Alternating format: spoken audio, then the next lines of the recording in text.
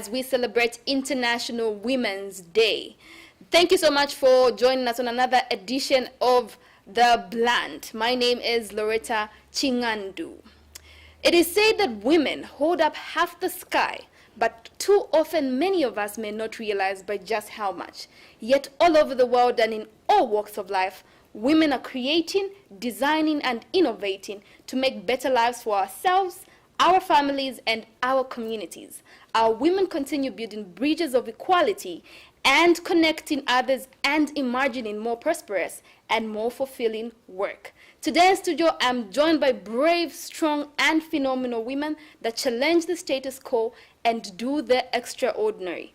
Women, welcome to this Bland show and happy Women's Day to all of you. No, thank you very much. So before we get into the conversation, in a minute, I'll allow each one of you to introduce themselves briefly, starting with you here. Oh. Okay, I didn't see it coming, maybe because I'm young, but it's okay. My name is Mumbi. I'm an activist or a human rights defender. Pretty much that. Okay. That's very brief. Okay. Very brief. Yes, ma'am. Well, I always say that I'm an artist, Yeah? activist, politician, and also a political scientist. you Okay. know. And I am also the national spokesperson for the National Democratic Congress, NDC. Amazing. Yes, I'm also the chairperson for gender and child development, by the way, because it's Women's Day, I had to remember gender. Yeah. Very, very important. Very important. Oh, yeah. Okay. Thank you. Amazing. Okay, I guess it's my turn. Yes, it is. My name's Mutinta. Commonly, people know me as Chico. That's been my nickname for quite some time. Okay. Last name Mazoka Membe. I am here as a woman. I'm here as a Zambian, and I'm just here as a mother, most importantly. But I won't go into titles. Yeah? We'll just say I'm representing the United Party for National Development. Amazing. So I'm joined by powerful women, as you can see, and we get to discuss women in politics. Today we are celebrating International Women's Day, of course, under a very interesting theme, which is women in leadership, achieving an eco-future in a COVID-19 world. I think I'll start with Madam Mutinta Mazoka. What do you take of this year's theme? I would actually kindly ask you to repeat it again. Okay. Yes. Women in leadership, achieving an eco-future in a COVID world. Okay, that's a very loaded. Because I could literally break down each segment to answer it. I think, being that it's International Women's Day, I think we'll start with the issue of women and leadership. Of course, we are not where we should be as women world over. Of course, the significance of International Women's Day is to celebrate the achievements of women over the course of our existence. Under normal circumstances, I know this might be somewhat controversial, but I don't think we shouldn't be celebrating it, so to speak, but rather striving towards the equality that we seek, because it already shows you by the fact that we have a special day that we celebrate women is semi-problematic unto itself. But it's we'll take what men have tried to give us, and we'll just say there are a lot of women who have faced so many challenges, and we continue to do so. Now, how does that relate to leadership? As it pertains to leadership, we cannot have a just or equal society without the participation of women in leadership. Over the course of history, women have always been the bystanders. When we look at Zambian politics in particular, generally speaking, we're looking at a ratio of maybe 54%, 52% female and 48% male, which means that we as women are the majority. So what does that say to us as women? We are the majority, and as such, do we take up that representation in terms of our leadership in this country? And the answer, quite frankly, is simply no, we don't. It's something that we're fighting towards. I think Saboi and I had an interview some time ago discussing this very subject about what women go through as they endeavor into the political space. And the truth of the matter is that we have so many hurdles that we have to overcome. So that alone brings so many challenges to us as women when it comes to leadership. We are not where we need to be, but that will not dissuade us from doing what we need to do to make sure that we have an equal footing in the decision-making process. Amazing. Maybe just to follow up on what you have said, then what do we need to do to get to that point where we see more women participating in politics? What is it that we're missing? What's the missing link, perhaps, in achieving that women are participating in politics? What are we not doing right? I mean, that it's literally a link. Like, you use the word link. What is the missing link? There isn't one missing link. There's several missing links. One of the key ones that will first, comes to mind is economic empowerment for women. You cannot participate equally in a space that you do not occupy financially. And that is one of the biggest challenges that we're facing as women, is we do not have the access to resources in the same manner that our male counterparts have. Secondly, you've got the issue of gender and culture.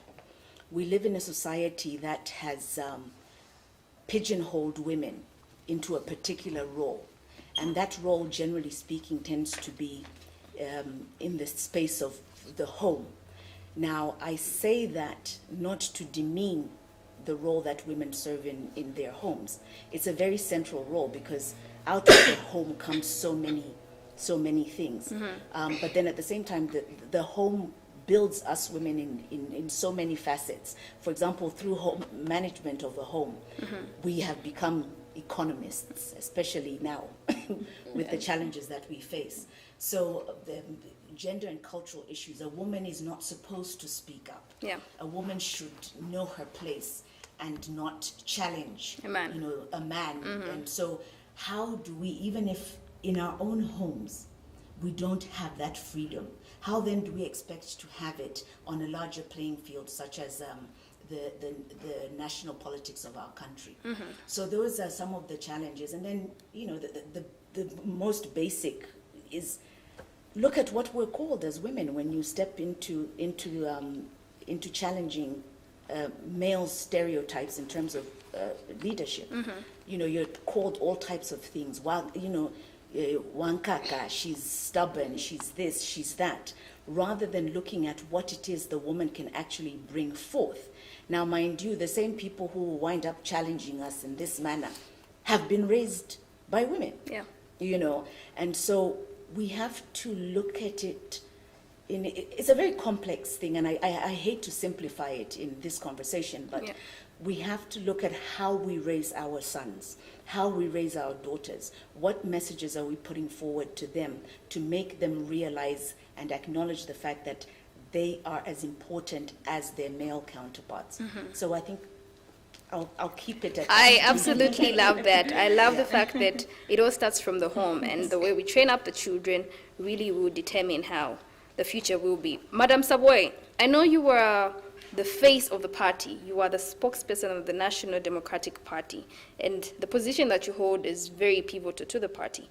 What do you make of this year's theme, Women in Leadership, Achieving an Eco Future in a COVID world? Well, first and foremost, with the COVID, a lot of things have been redefined, you know, and like they say with a health emergency, the vulnerable communities always become more vulnerable when there's a health emergency. So with COVID, trust me, the vulnerable people, like the children, the women, have become more vulnerable. So already there are a lot of problems, a lot of challenges, just women participating in leadership, just as things are. So when you add COVID to that, trust me, the problem has become bigger. So this year's theme is actually very, very important, because with that now we're saying, what do we do? Because the COVID that we're seeing now in the next few years, the repercussions are going to be so much more. So women in leadership, what exactly is happening? In the past, you'd find that the ruling party would stop us from campaigning as opposition political parties using the Public Order Act. But with COVID, they started using the COVID, and we know that 2021 we've been saying more women need to come into leadership, and now we can't campaign, You know, you can't go anywhere because they're telling you that... with all things going virtual. Exactly.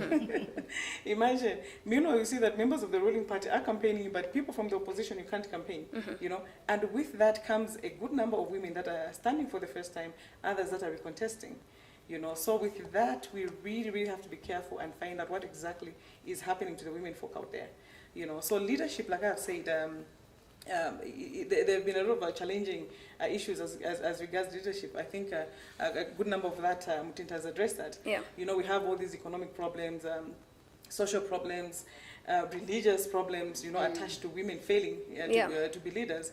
And imagine now with COVID, you want funders to fund your campaigns, and you go to them and they've just done a whole different budget altogether, you know. So the people that could have supported the women to get in and campaign and win these positions, you find that the people, the organizations may not be willing, you know, or may not just be able to fund the campaigns. So all that is really going to affect the women, you know. But don't you think COVID is somehow a blessing in disguise? Because if we're going to look at the financial side of things, and women standing failing to stand because of financial constraints, and now we're talking about things going virtual, don't you think it's kind of like a blessing to people? Because now we're seeing people doing campaigns online, which in my opinion is much, much cheaper as compared to physical campaigns where you have to meet all these large crowds of people and all that. I think that's costly. Don't you think this is working to our advantage as women? Definitely not. You know, there's something about physical contact with the voter when it comes to campaigns and elections. You know, people will normally vote for a person that they have seen, normally. You know, and so with COVID, trust me, to be very, very challenging. And also when you talk about everything going virtual, it's here in Lusaka, the urban places. If you're aspiring for Senanga or Mulobezi or Shiwangandu, you know, there you find that half the population, they don't have smartphones, you know. So even if you're going virtual, who's seeing you? You know, so there it's a big problem. So at the end of the day, we need to find ways. I mean, America was worse hit than we are. But they still managed to have those physical campaigns, and people able to attend rallies and hear what their candidates were saying. So we need to find a way of doing that. We need to plan properly. And like I've said, the fact that vulnerable communities become more vulnerable during health emergencies, trust me, the problem that we have faced as women in politics, with the COVID, it's going to be worse. So we don't have to wait until it happens, then we complain, we start analyzing. We like that a lot in Zambia. We like something to happen and then we start analyzing. You know what should have happened? We should have made sure they should have done that. We are saying it before, you know. I remember even the time when the COVID started, because I work a lot with children, I kept on saying, and I think one of the interviews I was writing on Muvi TV, where I said, with this COVID, there will be a lot of pregnancies. We have children falling pregnant early in most of these rural communities, you know.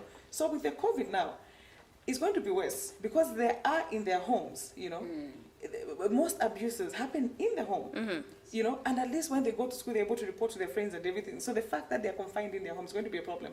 And I remember after some time, the Minister of Gender, of course, came out and showed us those statistics to say, during the COVID, a lot of girls were impregnated, you know, because there's that vulnerability which just worsens when a problem like this occurs. So for me, I don't want after 2021 for us to look back and say, we should have done that, let's do it now. What can we put in place to ensure that more women get into parliament, into councils, presidents, or whatever it is that they're aspiring for? What are we going to do beforehand?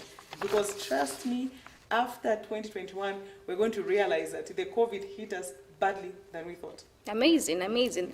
Mumbi, I know you are a very passionate youth activist. You're a member of a social movement called Youth for Parliament, and you're pushing the youth agenda. What does this theme mean to you, especially when we're looking at young females aspiring to be members of parliament and to be leaders in their own communities? Do you think we're on course in achieving an equal future for the females? Well, if you ask me, I think we've literally moved 10 steps backward to what the goal is when it comes to equality. First, addressing the theme itself, talking about how women are going to get into leadership during the COVID period. I think for a country like Zambia, we should ask ourselves where were our women before COVID and where are they now? I think already women were striving and fighting 10 times harder to get to not simple sports, not only in the national in the national representation positions, but also starting from political parties. But also something we must acknowledge about women and taking up leadership position is that the struggle is not only for us in politics, but in many other fields that exist, especially for a country like Zambia, where we haven't yet reached the epitome of embracing equality. And this is because we are divided by religion, religious beliefs, we're divided by culture, and many more other things. And one part that we cannot ignore is looking at how women are economically left behind. It's a conversation that you cannot run away from, in as much as you cannot prioritize money, but you must prioritize understanding the sense of the power of resources. It eventually bridges the biggest gap that can ever exist among humanities, because one with resources thrives by achieving things that can be bought. One without resources must buy a hat, but buying a hat is another process. Okay, not to make it look good when people are able to buy things for people to win their hats. But what we're saying is that it's bringing an imbalance, and that imbalance is much falling on women, because not only do they not have access to, but they are also denied to have the access to those resources. The denial comes in many ways. Women, naturally, we love, and it's a good way for us to uphold our reputation. I much have the same fears as Madam Mutinta and Madam Saboi have here. What will my name be like the minute I enter the political space? The minute I get promoted, what are the questions that people are going to ask me? Or which man does she know? And all those things. And all of us, one way or the other, have fell victim of that question directly or indirectly. But looking at the COVID side again, I think it brings the question of where have we left our women? COVID-19 has changed our world. It's thrown us in a space where you are alone with the world. There's no statement of I am with the world. You are alone with the world, and the only way you can get in touch with the world is virtually. What is this saying about women? We first have to ask the question of how many of our women are leading, even in the world of technology, to be able to provide support for fellow women, like the comrades who are already in the political space and they're already aspiring to be candidates. Because as long as that technology world is still dominated by men and deliberately denying women to enter the space, even if it's cheaper to campaign virtually, it does not serve the purpose that these women who are contesting and the young other women that are contesting need. It does not provide the needed support for them, because who is holding the space of technology? It's men. Are they allowing women to come in? No, of course I would be, I've come across this phrase so often when I express such views, and I'm told no. I think let the capable one take it. But the question is, how many men are capable that are in those positions? Okay, when you look at the qualifications that the two comrades have here, of course plus mine, even if I'm still in the making, you will find that if we could do some good searching and you check my qualifications, her qualifications, and her qualifications, we are capable of having 10 positions at once because of the qualifications that we hold. But how many ask those questions about men? Who, when you say fight for the position, what exactly is a female fighting? Fighting the male, or fighting to get the space that the male is holding and is demanding for something for you to get it? So literally women's minds and abilities have been degraded to begging, because that's what society has brought them up to. It's a man and you must beg. And therefore all channels which give resources, because resources is just not money. Resources may be support. Okay, support from people. Resources may just be having access to basic needs that make you thrive as an individual, that make you able to move from one place to another. That is before money. Resources is such a big word. And women still do not even have half of this. Because right now as I'm speaking, if you do a statistic search about having to see how many women in the world even just hold up parliamentary positions, you will find that it's 25%. And when you bring it down to a country like Zambia, which is one of the poorest countries in the world, and already we're fighting COVID, we're fighting poverty, we're fighting the economy, do you really think women will be prioritized? No. So what is the theme telling me? That we still have more to look out for when it comes to upholding and uplifting women's lives, for them to be able to be equipped enough to begin to take up the political positions. Now, the equipped is not that they're not educated. I'm saying equipped to be able to fight the men holding up these positions. Now, I'm not encouraging a fight for women against men. No, what I'm saying is there is a deliberate effort by men to stop women getting into these positions, because every time women try to get up there, the biggest attack is influenced by men before it's influenced by women. With that attack coming from the men, I know I followed you quite closely, and you are an advocate for the future as female. All right, do you really think the future as female with all these challenges that we have as women? I think before we answer that question, what would be important to understand is what does the phrase "the future is female" mean? Yes, please. Because I have seen also a lot of misinterpretations about it. The future is female is a term that was used first years ago. This is just it resurfacing. Yeah. But it's been used before. But I won't get into the history in as much as it is important. Yeah. But just to bring it to where we are now that it has resurfaced, what is it trying to do? The phrase "the future is female" is just amplifying the word feminists. Okay?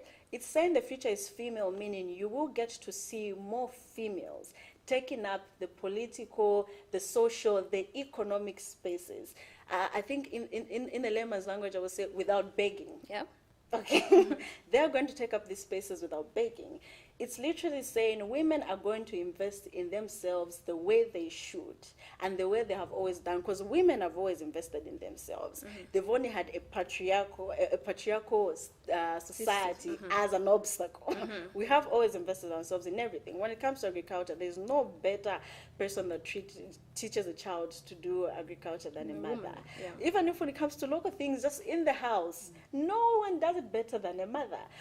But if I'm going to have my mom, who is a politician, believe me, I'll learn best from her, because I know for daddy it's, oh, daddy goes for work, so that's his job. Mom will see to it that I learn what she does, not just because that it's something I should learn from her, because she believes that whatever she instills in me is something I will grow up into becoming.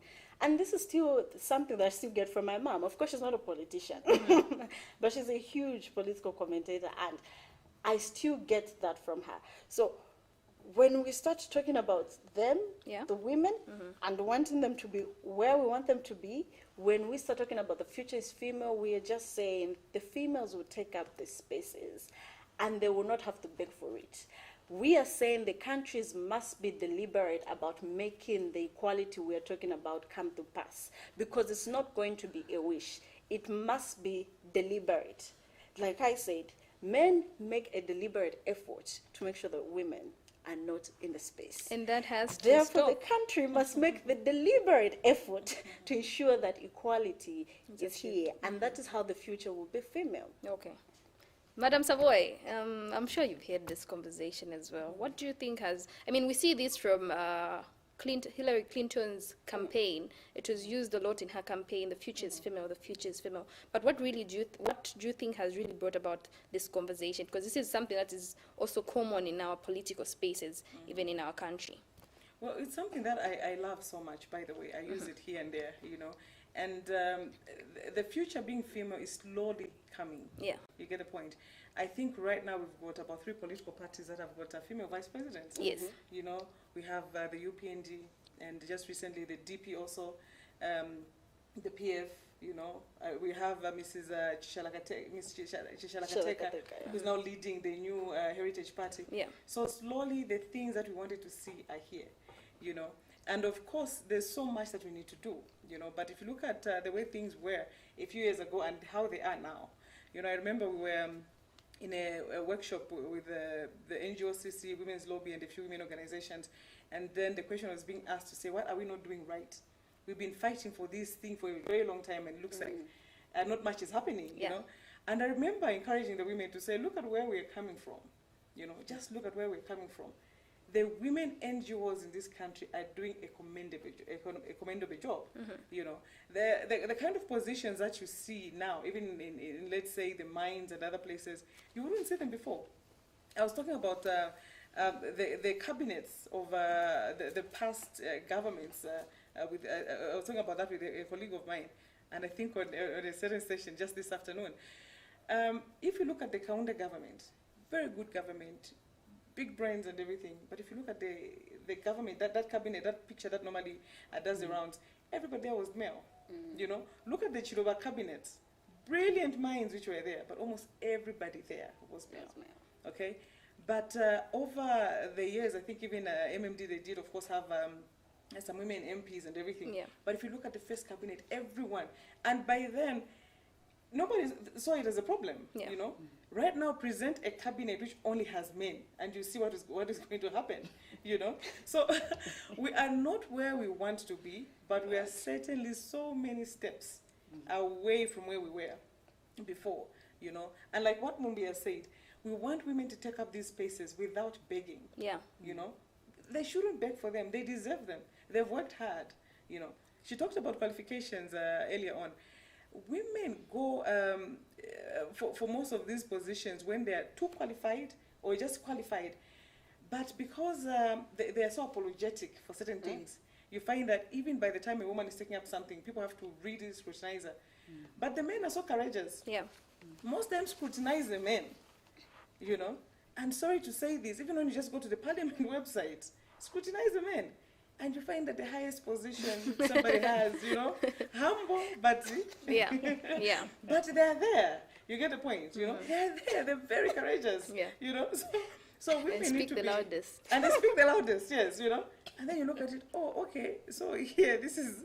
Okay, the biggest qualification here is marriage, you know? That's the biggest certificate they have, you know what I mean? Okay? Yeah. Yes, you know, so the women should stop being apologetic for what they want. Most times women are qualified. Yeah. So they just have to be serious, they have to be assertive. They need to know that they deserve to be there, you know? So just to reiterate what you have said, the future is female. We want to see more women taking up these positions with no apology at all. You know, and with that, let me congratulate Mrs. Mtali Nalumango.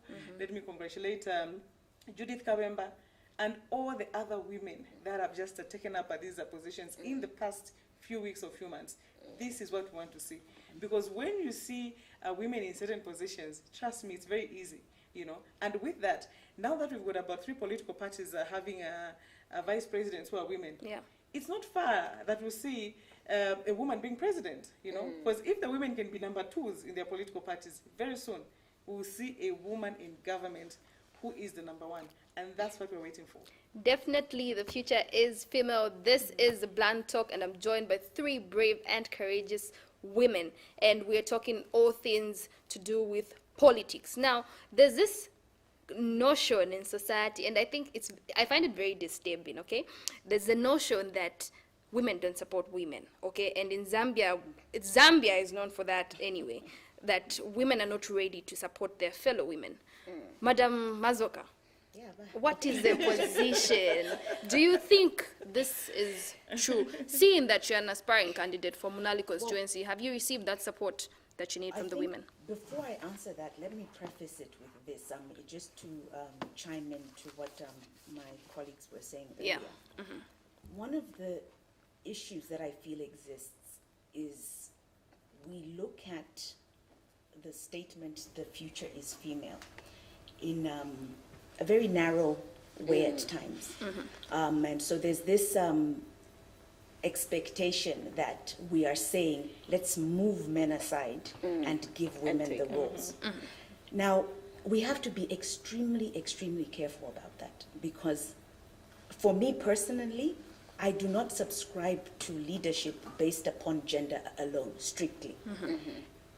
It is the quality of that individual, because you will find sometimes that we will have women in these high roles, but what are they really doing for their fellow women? A lot of times you find that they are actually the ones that become more punishing, for lack of a better word, on their fellow females. They wind up having to almost overcompensate for the mental attitude or approach that men take in leadership, because they do not want to be seen to identify with their femininity or anything that relates to the nature of a woman. So you'll find instead of a woman being motherly, being sensitive to her environment, you'll find those women now take on the persona of men in their quest to lead, rather than bringing the actual virtues that women possess into the leadership that they hold. That they hold. And I think that's very, very critical. Let's not just limit it to numbers of women, but rather let us have women who understand the value of equal participation, male and female, because the two live as one in society. So what is good for the goose must also be good for the gander. And that is, like, to me, we have several countries world over where you find you have a woman at the head, or she's a number 2 or number 3. But what is she really doing there? You find she's more brutal than the fellow men, where she should have been able to step forward and look out for other women and men. Yeah. They wind up becoming more antagonistic because they're compensating. And this goes back to the culture. What is it about leadership that makes leadership to be seen in a masculine form? Because, to be a leader, you have to be tough. You have to be, if, for example, we had Kamala Harris winning, becoming the vice president in the United States. Yeah. Listen to the words that they used to describe her. She's aggressive. She's not just a go-getter, but, these words that are very male-inclined. But when a man is that way, they'll say, oh, he's ambitious. He goes for what he wants. He's a go-getter. But if you use those same words to describe a female, it would not be taken politely, and other words of description would then follow. Yeah. That would be quite difficult. So for me, as a woman, if I go into leadership, my interest is the welfare of everybody, not just male and not just female. And both roles have to understand that they are symbiotic in nature. If you have one that rises above the other, it's an imbalanced society. And that means in general that you always have those disparities, and those are the things that we really want to break down. Okay, amazing. Madam Saboi, what do you make of this notion? Is it really true that women don't support their fellow women? I'll be honest with you. Let me talk from my own personal experience, right? Yes. I've been supported by women, and again, I've not been supported by women. So to say women don't support each other, I think it's true. Again, it's not true. What do you mean? What I mean is you just meet different people in life, okay? It's like the men. There are men who support their fellow men and others who won't. There are women who support their fellow women and others won't, And I'll be honest with you, what I noticed when I joined politics is that there was a way politics was done some few years ago, which I think the new crop of politicians really have to dismantle. Yeah. And I think maybe they faced some kind of resistance or maybe discrimination or whatever it is that they faced at the time. Sometimes it was difficult for certain women to give a certain space to the upcoming politicians, So you find that you join politics and you look at this woman, you really look up to her and you think, oh, this is my mother, she's my mentor, she's my this, And then people are coming behind your back and they're telling you, you have no idea what this woman is saying about you. For you, she's your mentor, for you, she's your mother, but she looks at you as competition. Yeah. And I'm thinking, I can't even compete with this woman. I can't compare myself to her. I would want to be like her one day. How can she think of me like that? You get the point? And then they'll tell you, no, you look at things from a very amateurish position. The women in politics, they will know that in the next few years or whatever, you can become this. So they look at you and they would want to destroy that. So I got very worried with that, and I really experienced it. And there's this person that I really looked up to and everything. By the time I realized that what people were telling me was true, it was too late for me, So I began now to more or less like be careful. I could now choose who to trust and who not to trust, Because normally when people tell you to say, stay away from this person, they're doing ABCD, ABCD, you know. Before I would like, okay, maybe this, you know, I have this thing where I like to say that I don't inherit people's enemies. So I always stick to that, you know. Very important. Yeah, I never like to inherit other people's enemies. So if somebody is going to come to me, Mumbi will come to me and say, Mutinta is like this. She was saying that, oh baby, Mutinta did this to me. Then I'm thinking, okay, so I should judge Mutinta by what she did to this other person. You get the point? I'm going to give her that benefit of doubt, you know. Maybe I'll think, okay, maybe she did that, but maybe she has changed or whatever. I'll be like that. But in politics, I learned one thing. When people come to you and they tell you, this person is like this and like that, and then they give you examples, trust me, stay away from that person. Right. Trust me, yes. Because some people have had certain experiences whereby it's difficult for them to learn. And so for me, I like to say that the new crop of politicians, trust me, you know, they have to know how to do certain things, you know. The political socialization that has happened in this country, I think has been done wrongly for many things, you know. So we need now to redefine our kind of politics. How really should we run things? How should we run our parties? How should we run the government? How should we relate as women? We really have to redefine that. Because if we're going to stick to certain things, then that narrative, yes, is going to be true to a certain extent. Yes, because there'll be some women who just look at, okay, you know. And for me also as a politician, if I'm going to be honest and do the right thing for the country, I should not look at those people that did bad things to me and also try to more like revenge on another person. I should look at the bad things and make sure that I don't do those bad things and look at the people that have been good. Because trust me, there have been those really good women that have really mentored me and shown me the way. So for me to cut that chain, we have to concentrate on the good. So that when Mumbi now makes a decision to say, I'm getting into politics, she's going to find a genuine person who will mentor her, who will look out for her. Not today, during the day, Mumbi, this is, in the background, Ivory. Then we're drum biting, you know, it shouldn't be like that, yes. Yeah, So like I said, one day I said it's true, and then, so you just have to be careful who you really relate with and who you trust. Because politics by nature, trust me, you find that even in political parties, people actually fear sometimes to even like eat together. You know, because you just never know who's a snake. It's bad like that. The level of distrust, the level of disloyalty, the level of kubiting, you know, there's too much ivory, and all those things are really, really there in politics. Amazing, amazing. Mumbi, even as Madame Saboi speaks of you joining politics and all, do you think there's enough space that is being created for young people to begin shaping their future when it comes to taking up political positions and these other leadership positions? Do you think that is being done? Okay, do I think there is enough space? I wouldn't agree, but I would definitely agree that young people are creating their own spaces. I think we have come to agree that the older generation, and especially the male folk, are not willing to let a certain group come in. One thing we cannot run away from is that our current generation, sorry to brag, is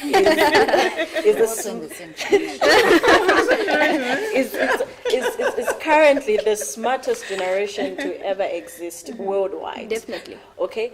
But how many adults and how many males are willing to see that these young women and these brilliant women and these young people are coming up into these spaces and they're going to take them up? I'll actually measure that question with the question you were from asking the ladies here. Young people are beginning to create their own spaces. Young people have realized that these spaces are not going to come to them, and neither is anybody willing to open up those spaces. Very few political parties, especially, have managed to open those doors for young people. I'm yet to see the NDC and the UPND, how they're going to do their adoptions. But we have seen some examples from political parties like the Socialist. Maybe also those that have also tried to flood the social media, like the UPPZ, who've been doing a lot of work with other young people like Samuel. I'm yet to see how the rest of the political parties are going to do, like I said. But when it comes to them having these spaces, they are creating them on their own. And I don't think young people are at any point ready to back down. I think young people are ready, they're capable, they are well equipped, not only Of course, financially is another story for another day. It's a whole different story when it comes to women and young people. But they have everything that it takes right now to take up those positions. Are these spaces being created for them? No. Are young people creating the spaces for themselves? Yes, and it doesn't look like they'll stop now. But to merge it with the question that you asked the ladies here about women support each other, I don't like to believe in that notion. Because the experiences that Ms. Imboela has shared here is an experience that you're also going to hear from a male person. Males warn each other, don't work with this comrade. He's against you. I'm saying we are seeing a lot of social media wrangles, news, how people are backbiting each other in political parties. We are seeing Maino, yesterday we saw Maino threatening Kambano, telling the president, this guy is backbiting you. Yeah. It's the same thing. Yeah. I think, this is the effect of a patriarchal society. It makes you feel like when women disagree, they're fighting each other. Yet men's disagreement have been so publicly for years. Okay, but this is what a patriarchal society does. When women disagree, it tells you women don't support each other. Look, just because she's a female, it doesn't mean I'm going to support everything she's going to say. You must allow us to engage our brains and engage our various options and solutions that we have to a particular problem. And I think for most of the times when you see women disagree, they're probably disagreeing about a solution and not disagreeing because they're females. So do you see how much patriarchy brings injustice to women? Men will be disagreeing, insulting each other about how you are backbiting who. Women will probably disagree about a particular solution. I'll give a practical example. When the First Lady issued a statement that came out in Daily Mail where he was talking about advising young women to dress up decently if they don't want to be raped. I'll tell you, I was one of those people that came out very angry and said, you know what, it's not right. The question is, how are men putting in an effort to ensure that they don't always be the predators towards women? Because the society, I think, is trying enough. Tradition has tried enough, or don't wear long things. But people are still raped even in their houses. Their fathers literally rape them. Yeah, so even the question is, how do we attend to perpetrators? What that is showing is that the First Lady had her solution, and I had my solution. But it came out more to me as not supporting her because she was doing it for the good of the society. And at that point, I realized to say, you know what? Patriarchy will always lead you in a particular way to see a particular picture of women that doesn't exist because it favors the dominance of males. The minute you put a picture of women not coming together in society at the forefront with what already the type of country we are in where they have a particular picture of what a female or what a leader should look like, you eventually dent the picture of females. But when you put two males, obviously one, no, this one was backbiting, the other, this one is a good one. That's what people will say, but that is what a patriarchal society presents to you. It does not give you the opportunity to see that women can engage and agree to disagree on a particular solution. Yeah. Amazing, amazing. You speak with so much passion, Mumbi. Okay, so Madam Saboi, I'll throw this question to you. Then, Madam Mutinta, you take it up as well. I understand you're aspiring member of parliament for Kafue.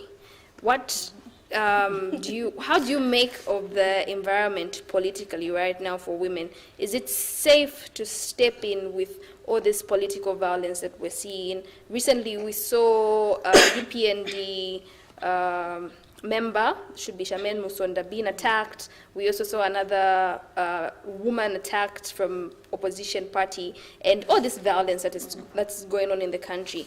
Do you think it's safe for women to step in fully in this political environment?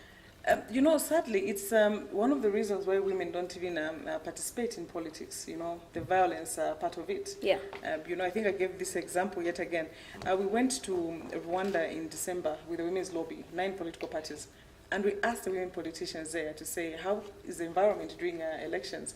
And they were saying, we get shocked when people fight during elections because here there's no political violence. And we're like, what? Yeah. You're talking about fighting. In Zambia, we kill each other over elections, And these are people that had that horrible genocide in 1994, just a few years back. Yeah. But they've come around and they've said, we don't want to go back to where we came from. We want to create a good society for ourselves. And we asked the female parliamentarians, not only did we meet the women in government, but we also met the women in opposition political parties.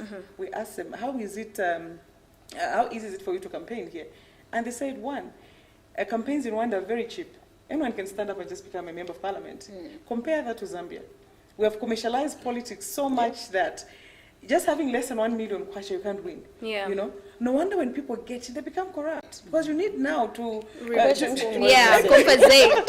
Sort of compensate for what exactly, you... Yeah. You know? So elections in Zambia are very expensive. But there they said, you know what, here they're very cheap. If you are found giving money to voters or materials, you're in problems, you know? They're going to arrest you and they're going to be disqualified. But here you find even on social media, somebody's campaigning about Pakadunku and you know? Yeah. They're moving around in markets and they're giving out money publicly like that. Yeah. You know, so we have not criminalized all these bad things with our politics, you know? And then the other thing again, which really impressed me with our Rwandese counterparts, was just how they have this, what they're calling power sharing, you know?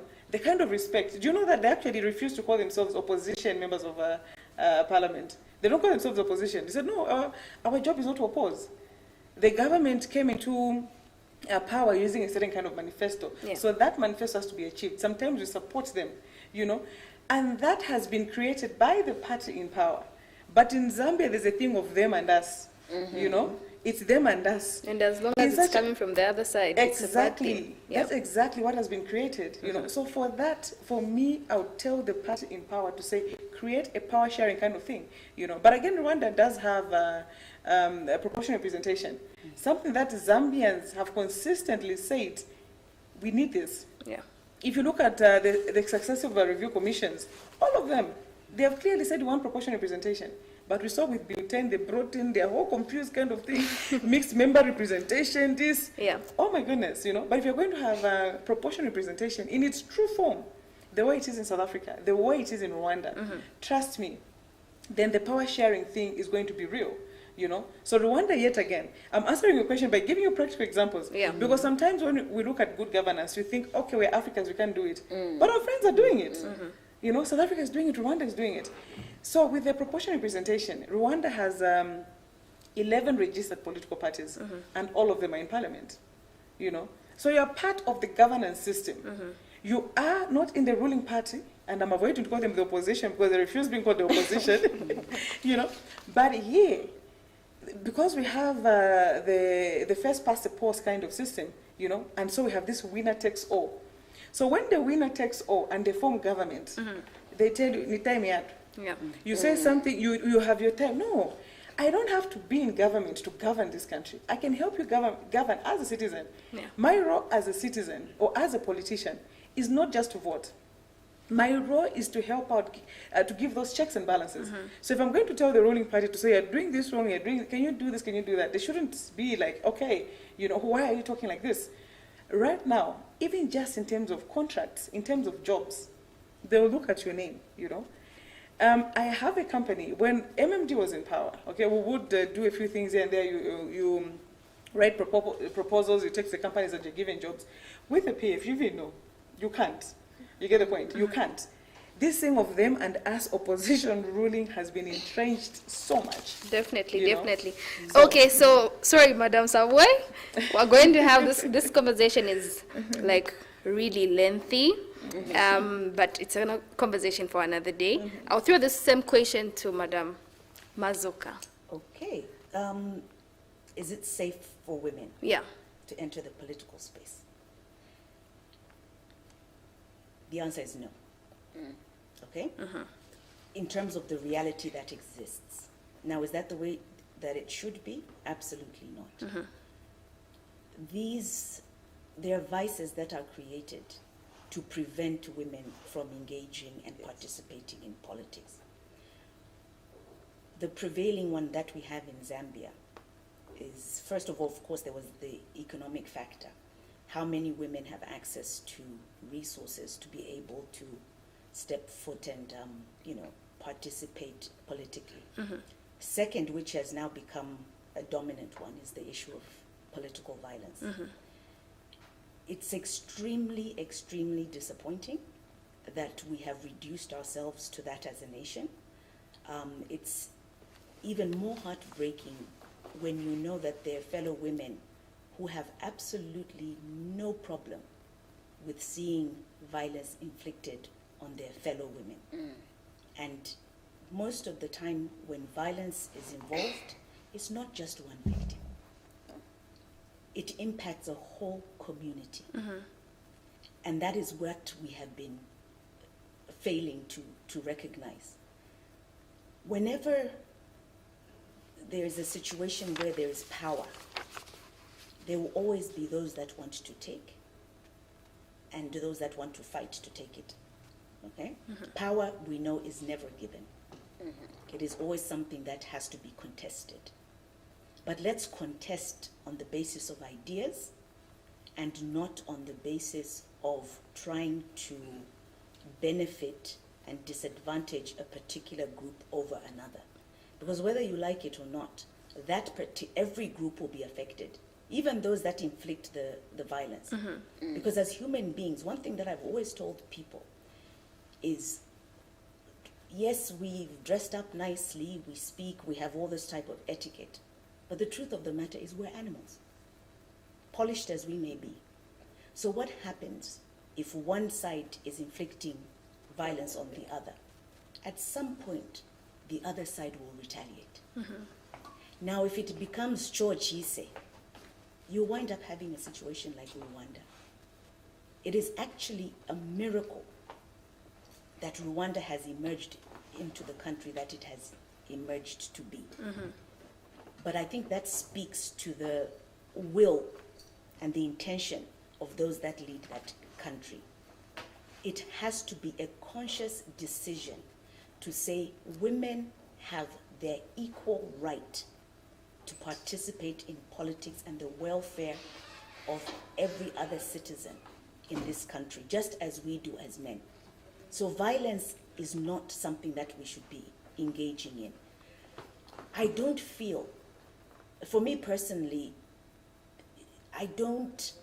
the idea of being afraid to not step to the plate because I'll be assaulted. The truth of the matter is, yes, chances are one day, it's happened before, where people who are supposed to protect me as a citizen have done just the opposite, but rather inflicted pain on me. But I cannot use that experience to pull back and keep quiet, because I've got children whose future I need to prepare for and pave way for. So I will say to the people out there who want to be inflictors of violence and what have you, it just doesn't make any sense. We have one country. Lord knows we don't have the medical facilities to take care of anybody here. But the truth of the matter is, those that are in power and those that are seeking it should refrain from political violence and give everybody an equal opportunity. Let's battle based upon ideas to fight for the will and not the will, but rather the well-being of fellow citizens. But what happens now is that these vices of violence, slandering, abusive, like this social media talk where you have young women who are insulting women who are well accomplished. But in that particular sentiment, we need to get together as people and say, where we go wrong, let us work together to make sure that we carve and create a political landscape that we will all benefit from. Indeed. Maybe as we're closing the show, unfortunately time is not with us. Under 30 seconds, starting with you, Madam Mazoka, what is your encouragement to women out there that are too afraid to take up spaces and lead? Your word of encouragement in 30 seconds. In 30 seconds, I'll try and keep it short. My words of encouragement are very simple. It is not politics or civic participation is not something you should plead for. It is your right. It is the right for you as a human being and for the children that may come down the line. Don't apologize for it. There will be people who will throw in all types of vices to distract you from that. but that is basically very simply to please themselves and their individual greed. So my words to fellow women out there, young and old, and it's never too late, go and get what is rightfully yours. Amazing. Participate and give your voice to the governance of this country. Amazing. Madam Saboi, 30 seconds. Well, this is 2021. We have elections in August. So my word out there is that don't just be voters. You know, women are the majority in this country. You always decide who leads this country. So be part of the leaders. Stand up and be counted. Let's see more women stand up and aspire for leadership. Okay, that's my last word to you all women. Amazing. Please, we want to see you on the ballot. Mumbi. Okay, my last words are that women, don't be apologetic. Go out there, get the spaces, and prove to be the leaders that you have always been. Indeed, women, do not be apologetic. I choose to challenge today, and I hope you do to choose to challenge as well. This has been Blunt Talk, and my name is LORETA CHING'ANDU, and happy Women's Day to our mothers out there.